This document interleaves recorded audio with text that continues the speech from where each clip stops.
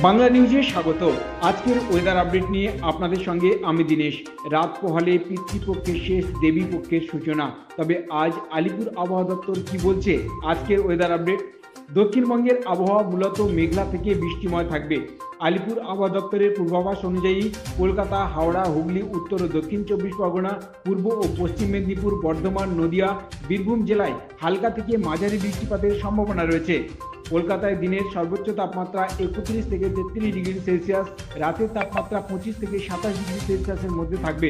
আর্দ্রতা থাকবে 80 থেকে 90% পর্যন্ত, যার ফলে আবহাওয়ার অস্বস্তিকর এবং উষ্ণ মনে হবে। বাতাস দক্ষিণ পশ্চিম দিক থেকে ঘন্টায় 15 থেকে 25 কিলোমিটার বেগে প্রবাহিত হবে। আবহাওয়া দপ্তর জানিয়েছে, এই সপ্তাহে প্রথমার্ধে বৃষ্টির পরিমাণ কিছুটা কমলেও পরবর্তী দিনগুলিতে আবারও বাড়তে পারে বৃষ্টির পরিমাণ।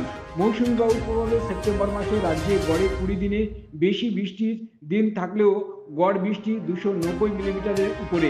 পাশাপাশি পশ্চিম ও মধ্য বঙ্গোপসাগরে নূতন নিম্নচাপ তৈরি হওয়ায় 20 সেপ্টেম্বরের কাছাকাছি সময়ে দক্ষিণবঙ্গের আবহাওয়া আরও প্রভাব ফেলতে পারে।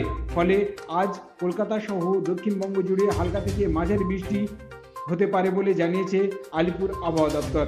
এই ছিল আজকের কলকাতা সহ দক্ষিণবঙ্গের ওয়েদার আপডেট।